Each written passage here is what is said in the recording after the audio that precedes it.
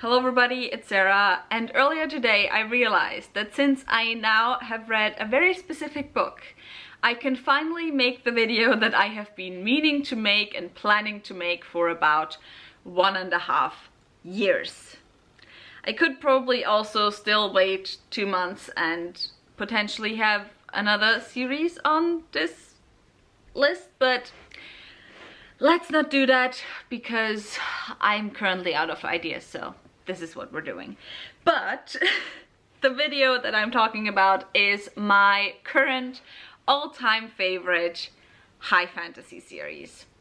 Why did I want to make... Actually, it's not high fantasy series, it's just generally series, because there is... I mean, they're mostly high fantasy, but there's one sci-fi. It's not even just fantasy series, it's my all-time favorite series. I am a mess. Anyway, my current all-time favorite series. I know that current and all-time don't quite fit together, and to be honest, this list does not change very much. The only reason why I've been waiting for 1.5 years to make this series is because over the last 1.5 years, there were 3 series that have come to completion, where with the first few books that I read in those series, I was pretty certain that those series would make it onto my all-time favorites list. 2 of those series made it, 1 of those series didn't make it. And why did I have to wait? It's simply because I don't put unfinished series on my all-time favorites list, because you never know how the ending is going to be. But with all of that said, and out of the way, let's just get into it, because this list is going to be long enough as it is. Well, not this list, this video is going to be long enough as it is, because I need to gush about all those series. I need to tell you what all those series are about, and I also have some kind of honorable mentions, because for me, an all-time favorite series, well, there's 2 types of all-time favorite series. The one type are nostalgia favorites. Those are series that just impacted me a lot, or that I read at a very formative point in my life. And then I have recent all-time favorites, which I only have the 2 series that I think... Well, no, I actually have a 3rd series. But those recent all-time favorite series are series where just, you know, all the elements were perfect for me. Like the characters, the world building, the plot, the romance, just everything fit for me. And then I have a few honorable mentions, because to be honest, my all-time favorite series is not necessarily a list where I would say those are the best fantasy series or those are the best series in their respective genres. I don't think I would ever make a list of the best in a specific genre or even a subgenre, and I do have a lot of series that I just, you know, very much appreciate for what they are and that I love for what they are, but for some reason this like emotional spark that makes a series an all-time favorite series is just kind of missing. And so I just want to mention a couple like honorable mentions first. And I also have 2 honorable mentions of series that are just not finished yet. One of those series is possibly still gonna be an all-time favorite once I read it, and that is the Radiant Emperor, I believe this duology is called. Obviously the 2nd book, He Who Drowned the World, comes out in August. She Who Became the Sun is the 1st book. I have the French copy here right now because it's the pretty copy I have. But I talked about this back in 2021 when I read it. I talked about how I didn't enjoy it as much as I thought I would, but 2021 was kind of just a weird year in terms of reading for me, even though I started both series, like the most recent series that made it onto this list. I both, like all 3 actually, I read in 2021. So I had some absolute bangers that year, but for some reason, for some very weird reason, there were just some books where I just had big issues connecting with them, partially because I just read too much and often too many books at the same time. But anyway, She Who Became the Sun was one of those books. I still have to reread it. I am going to reread it this month. I'm gonna see if it's gonna be a 5-star this time around, as I assume it's going to be. And once I then read the second book, if it will perhaps also make it onto my all-time favorites list, and I'm going to regret making this video. We do not know, but yeah, so She Who Became the Sun is definitely an honorable mention. And then the other honorable mention, where do I have it, is up here.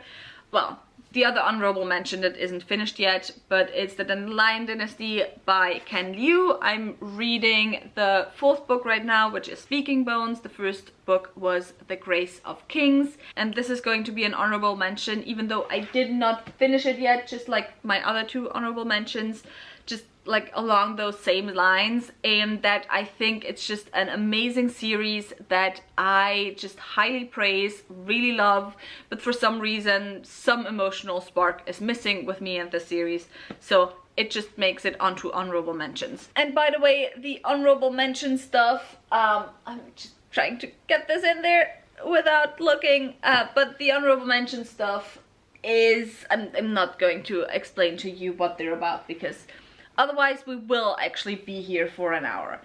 Another honorable mention I have is Jade City, not Jade City, The Greenbone Saga by Fonda Lee.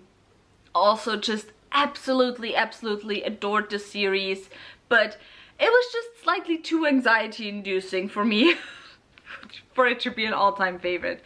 But I think this is just, from a crafting standpoint, it's just, maybe not writing style wise, but you know, plot and characters wise, it's absolutely one of my favorite series of all time.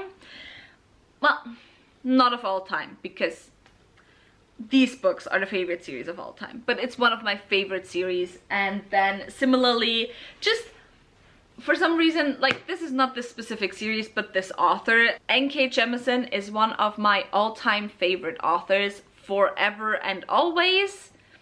But for some reason, none of her series made it onto this list. So yeah, it'd be weird like that sometimes. So for my now actually all-time favorite series of all time, it needs to be said twice, I am sorry. I, by the way, have 1, 2, 3, 4, 5, 6, 7 series that I need to get through.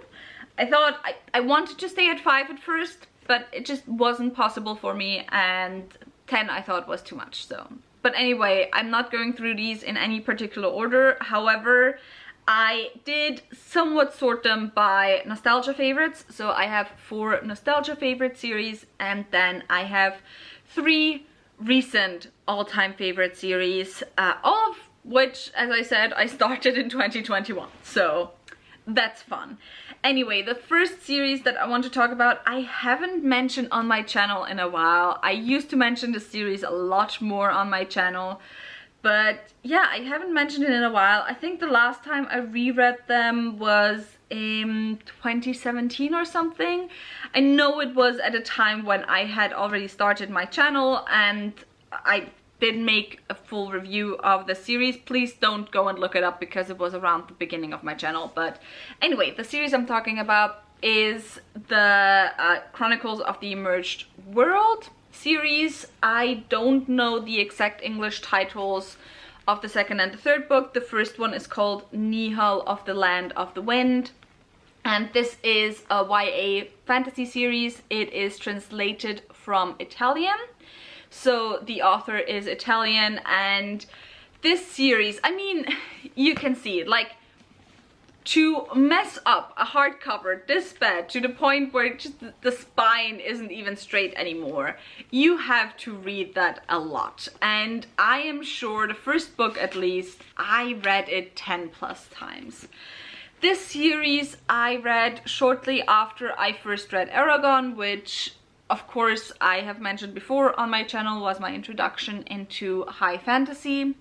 And a friend came up to me and said that she read this series, and she introduced it to me as Aragon, but with a female main character. And at that point, I hadn't really read any books with one female main character. I read books with, like, you know, ensemble casts, like true ensemble casts, those type of, you know, middle grade detective group fictions where usually there were 3 boys and 2 girls, or 4 boys and 1 girl. It was always more boys than girls, obviously. I had read Aragon, obviously, but I don't think I remember reading a book that was just, you know, one main character, one girl wielding a sword, and that was what this was, and I absolutely adored it. So what is this about? This is about Nihal, who grows up in a way in a war, because in her world there's a tyrant who has slowly been gaining power and has been kind of waging a war against the free countries. And while Nihal still lives away from the war, all of that changes when one day her city is kind of sacked by the tyrant and her father is killed. Through that, she also finds out some secrets about her heritage, and she swears revenge on the tyrant. And the way she wants to do that ever since she was a young girl, or a younger girl, because I think she's 16 by the end of the novel or something, but, or maybe at the beginning of the novel already, I don't know. She's still a teen, but this is, after all, a YA series. But the way she wants to do that, ever since she was younger, she wanted to become a dragon rider. However, only boys are allowed in a dragon riding school, and so she's gonna make sure to get in. And so yeah, that's kind of the plot of the first novel, and obviously the entire trilogy then also follows her and her revenge against the tyrant. This is one of the few stories where we have a revenge-filled main character where I really enjoyed that character, and I really enjoy the revenge storyline. I love this story, and it's like, it was written during a time when YA fantasy wasn't really a thing yet. However, it still is very much distinctly YA, and it, like, very enjoyably does not fall into the tropes that a lot of other YA from this time fall into. So Nihal does not really fall into the not like other girls trope. Nihal, in fact, is one of my favorite strong female characters. I have talked about her before in other videos of that type, because while yes, she wants to enter into a very male-dominated space, femininity is never really put down within the story. And there's, in fact, like, for example, there's a few scenes where she kind of, you know, is sorrowful that she lacks femininity that other girls lack, but, you know, she's not seen as lesser than or more than because she's more like the boys. And so yeah, I just really enjoy Nihal as a main character. I also love the covers of this series. Like, this series has some of my favorite covers. And yeah, I really gotta reread this series. It's just, it meant a lot to me as a 12-year-old reading this. And I could definitely get into this in ways that I couldn't get into Aragon. Next, I have the second YA series that I have on my list. Also a nostalgia favorite. I am actually currently rereading this, and as soon as I start this book, I am close to tears, not gonna lie, just by how full my heart is of feeling for this series. And the series that I'm talking about is the Ink Card Trilogy by Cornelia Funke. Mostly the first 2 books, to be honest. I only read the 3rd book one time. I'm gonna read it a 2nd time now, so maybe this will be my other regret for this video once I'm done rereading this, because I decided the 3rd book is actually shit or whatever. But to be honest, I have so much love for the first 2 books that it doesn't even matter. So this series more than anything else influenced me in how I look at stories, how I look at books, and the importance that I give books and stories in my life. And for that, I will be forever so grateful, because I would not be the person I am today if I wasn't reading. and if I didn't engage with stories the way I do. And obviously, even if I hadn't read this series, it's possible that I would have ended up a reader anyway. But like, I was a reader already before I read this series, but I definitely wouldn't be the reader that I am today. And so this series is so incredibly important to me, so it just has to be on an all-time favorites list, and it will always be on an all-time favorites list. And I think that's something that's like distinctly more true for nostalgia favorites rather than, you know, my more recent favorites that I have. That these books, the books that I read between, let's say, 10 and 15, influenced me in ways that you can't change anymore. And because of that, they will just always have an importance in my life, even if the stories within them maybe aren't as much to my tastes at some point in my life. But I'm sure I don't have to explain that thoroughly what this series is about. This series follows Maggie, who one night sees a stranger in the rain outside her and her father's flat. This stranger's name is Dustfinger, and he just kind of puts her world on the head because he brings some mysteries with him. And the day after the stranger comes, Mo, Maggie's dad, picks her up and just leaves for Italy. And they are fleeing from someone, but Maggie does not know from who. And this is a book for readers more than any other book, and yeah, I adore it. I love it. It's everything to me. The next nostalgia favorite I have is, of course, a series that I reread recently, I think also in 2021, but it's the Black Magicians Trilogy by Trudy Canavan, starting with The Novice? No, The Novice is the second one. The Magician's Guild, that's the first one. I'm sorry, I was just very confused right now because I have the German copies, and so I had to think of the titles. This series is one of those series that just got me into reading adult high fantasy. It's one of the first adult high fantasy series that I picked up, if not the first. I don't remember exactly right now. And I love the characters in this one. Also, this was the first series that I came across where a gay character played a prominent role, and at the time I wasn't really aware of what a big deal that is. But yeah, now looking back, it just, you know, it shaped me a little bit also in how I see queer people.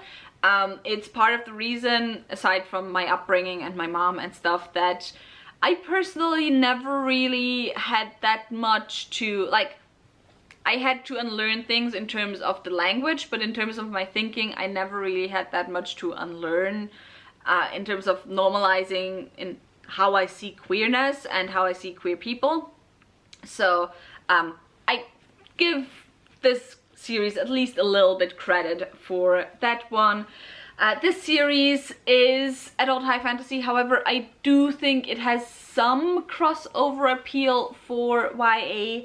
I'm so thankful that it was published when it was published, which was in the early 2000s, so before YA high fantasy took off, because, like, this is shelved as YA often enough as it is already, but it's very distinctly adult. But if it had been published today, I'm sure it would have been pushed into YA, and I think it would have been lost something for that. So yeah, not because YA is any worse than adult, but I think it would have lost something if this had been a YA book, even though some of the plot lines are more YA geared, possibly because there is a school type storyline in the second book, at least in one of the POVs. So in this world, or in this country, you have this Magician's Guild that is very much important for politics and, you know, for a lot of things within the country. However, only the rich are allowed into the guild. That is because people think only the rich can do magic, because social biases and stuff. However, one day a girl from the slums called Sunea shows a crazy amount of magic potential, and so the guild kind of goes crazy trying to find her. And Sonea kind of goes crazy trying to not be found. And that is the setup of the first book. And then there's also some guild internal politics going on. There's some broader politics going on. There's some, you know, international threats going on. It's certainly not a perfect series. There are some criticisms I have of it. By the way, I think of almost all of the series that I mention in this video, I do have reviews. I do also have a review of this one, so I will leave the link down below, as well as all the other reviews that I have. Next is a series that I don't necessarily think aged crazy well. However, in terms of the role that this series played within my life and within the person that I was for a very long time and that I am today, this will forever and always be one of my, like, most important series in my life, one of my all-time favorite series. That, you know, I wouldn't be the person that I am today without this series. I remember on like the school year end trip, like in Austria it's a thing that once you finish high school, the class all together just goes on a trip, or everyone who can go, everyone who wants to go. And so when we went on this trip, my best friend that I had in school and me, when we went on this trip, we decided to read each other's favorite book. And this series is the series that for the longest time, until the last few years, I said was my all-time favorite series. Number one. It's not that anymore, but it's still really important to me. And after reading this book, my friend looked at me and just said, I understand you so much better now. I I know you pretty well, and I can see the mark that this book left on you, on how you move through the world, etc. And so yeah, this will just forever be an incredibly important series to me, with the characters, with everything. And the series that I'm talking about is Anne Bishop's Black Jules trilogy. Specifically the first 3 books, the original trilogy. Obviously there's like the spin-off books after that. There's how many? 9 more books. But specifically the original trilogy. I do not think this aged perfectly. I might do a review of this book at some point. I haven't so far, because I do think the world building isn't very queer inclusive, and it's very, very gender essentialist. So, you know, there's aspects of that that did not necessarily age well, and that I definitely do criticize. However, in the way that this series deals with trauma and with characters, and with characters having scars and not being perfect and not fitting in, but finding their family and finding their people, it just was very important to me. As someone who, I wasn't intensely bullied in school, but I definitely, you know, I was the weird one in a lot of ways. I was the one who stayed in class reading while everyone else went out. I couldn't really interact with a lot of people. I was socially very awkward. So yeah, this book just helped me a lot with that, and it helped me also get through the days when I just had a lot of other family stuff going on. And yeah, it just, the characters, this book will forever be important to me, and it will forever be the reason why I push myself past my own boundaries, but, you know, without, how should I say it, like, not harming myself, but just, you know, pushing myself. And it will also forever be the reason why I'm okay with who I am. I was always okay with who I am. I cannot always show it. I cannot always feel the self-worth, but for me, just for me personally, I was always okay with who I am. And this book is the reason for that. And I still haven't told you what this is about, I think. This series is kind of hard to explain. Basically, you have this realm, and within this realm, a lot has started going wrong. Basically, the main thing is that the social structures in this world were perverted and completely fell apart over the past centuries and millennia. However, now a prophecy has been spoken that Witch, the living myth, Dreams Made Flesh, is about to be born, and she will come and she will set things right again. And so you have multiple different characters just waiting for the arrival of the living myth, Dreams Made Flesh, for their own reasons.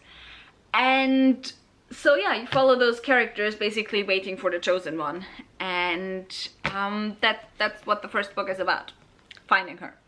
And I love it. So in time to start with my new all-time favorites, obviously my battery died, but let's start with a series that surprisingly, or it's a duology actually, that surprisingly is a science fiction duology that made it onto my all-time favorites list, even though I don't read science fiction. Maybe it's a sign, I'm gonna ignore it. But I'm talking about the Take Salon duology by Arkady Martine, which consists of a memory called Empire and a desolation called Peace, which I love enough that I ended up getting the Broken Binding special edition books because they are gorgeous and the story is, oh my god, so gorgeous, just unspeakable. I know that this series sometimes gets a bad rep by some people for being kind of slow or for being confusing or whatever. I do not agree. Once again, I have a full review of this duology, so I will leave that link down below. Pretty much it's not a review, it's a gush, but this or that, it's whatever. And yeah, what is this duology about? It's kind of hard to explain. It's about this woman who is from this space station, and she is sent as an ambassador to this big empire to make sure that this big empire doesn't annex her little space station. And while there, she is drawn into the plots and intrigues of the empire. And within the series, there's a lot of exploration of feelings of belonging, a lot of exploration of, you know, dominant culture and what it means to be so drawn to a dominant culture that you maybe misunderstand or lose your own culture. There's talk of colonialism, exploration of colonialism. There's just so much there, and it's also sapphic. So yeah, I adored this series so much. Also, the writing is beautiful because the author is also a linguist, and there's also a lot of linguist stuff within this duology. I need to reread this. Actually, this video just makes me want to reread all the series on this list, like all of them. For the next one, I'm actually only gonna be holding up the first book because this series is too big to be holding up the entirety, and that is A Chorus of Dragons by Chen Lyons, obviously. This is a 5-book series that I adore so much that I filmed 2 whole reviews for it. One before I had read the last book and one after I had read the last book. So that tells you how much I adore this series. It just tells you. I love this. I love this because it does something different. It does something different with world building, with using tropes, with narration. It does something different with the characters. It's just, there's just so much there. I adore the characters. I love the world building. I love the just unapologetic queerness of it. It's just gorgeous, beautiful, and amazing. So it's also kind of hard to sum up this series. Basically, it's a bunch of queer people. Head of them all is a disaster bi guy. He really is the biggest disaster. And so it's so unapologetically queer and chaotic, and it's amazing. But basically at the beginning of the first story, we're introduced to Kieran, who is our main character. And Kieran, when we meet him at the very beginning in the prologue, is kind of caught in a bit of a problem. He is in jail, and his jailer talks to him and he's like, hey, we're both bored. I want you to tell me your life story. If not, I will eat everyone that you love. Pretty much is what they say. And so Kieran is like, okay, I guess I'm just hanging here. let me tell you my life story. And so he starts telling his life story. However, according to Talon, who is Kieran's jailer, he starts at the wrong point. And so Talon is like, no, stop. I have actually eaten the brains of some of the people, you know, so I know what they knew about you, and I'm gonna start at the right point. And so she starts earlier in Kieran's story, and the two of them takes turns telling Kieran the story. So pretty much most of the books, if not all of the books, are kind of not achromatic. What does it? Achronological. So they're not told in chronological order. Usually you have different strands of narration through different times. Because of that, it can be slightly confusing sometimes. But yeah, the two of them basically take turns telling Kieran's story, and Kieran's story starts as someone who grew up in a brothel and then found out that he's actually the son of one of the noble houses of his city, country, empire, whatever. So yeah, anyway, I love this series. Like, this series is... No, actually, I wanted to say I'm less emotionally attached to this series compared to other series, but I'm still very emotionally attached to this one. But where my all-time favorite series appreciation for the Salon duology, like, we're not even talking about my nostalgia favorites, because as much as it hurts me to say, the books that I read now, you know, can never get close to the importance of those books in my lives. Even if I enjoy them more, even if I love them more, they won't have the importance. But where my all-time favorite appreciation of the Salon duology is mostly to do with world building, with crafting, with the linguistics, etc. With this one, it's all about the chaoticness, it's about the characters, it's about just, you know, enjoying the story so much. And then I have one last trilogy. This trilogy is, I'm saying currently, but this is an all-time favorite series. So I do not take this lightly with saying that this is currently my all-time favorite series. For the longest time, since I was 12 until I was about, let's say 24, The Black Jewels was my all-time favorite series. Then there was a very short time, well, until I was about 25, let's put it like that. And then there was a very short time, about a year and a half, where I said Brandon Sanderson's Stormlight Archive is my all-time favorite series. Even though it wasn't finished, or it isn't finished. And then, after that, by the way, I'm noticing that I'm getting ever more shadow on this side of my face. It's because it's slowly getting dark out. Anyway, after that, I now had 2 years where I didn't have a series that I would say is my all-time favorite series. However, now since I have finished this series, I did not yet upload a review for this one. It will be coming still in August though.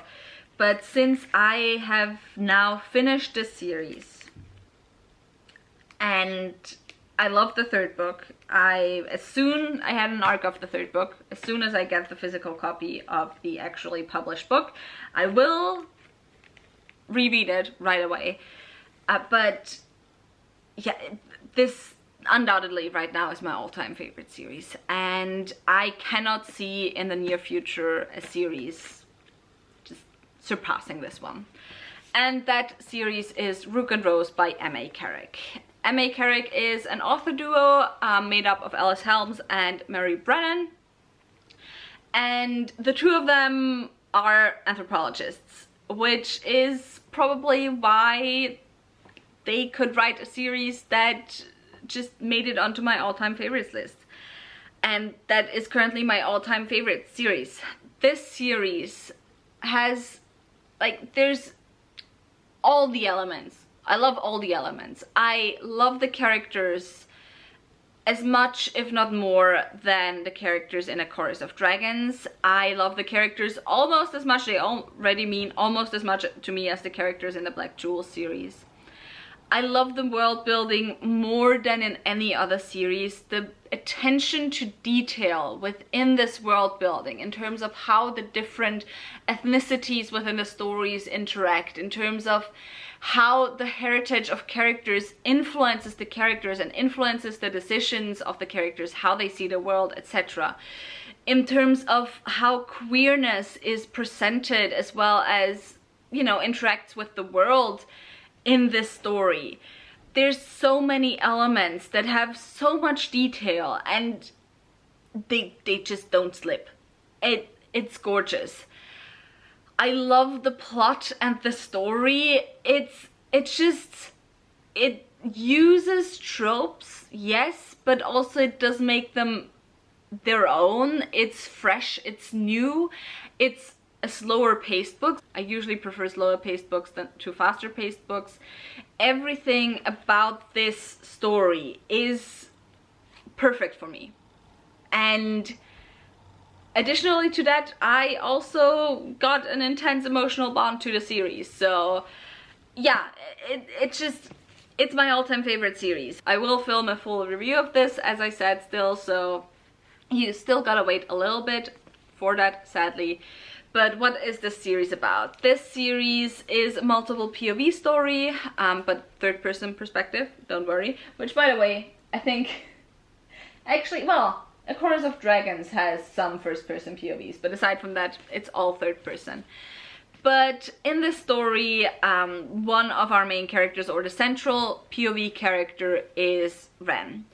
Ren grew up in Nadezhda, which is this harbor city. It's kind of a republic type city, and in the city she grew up on the streets, basically. She grew up in one of the city's knots, which is a kind of street gang type thing.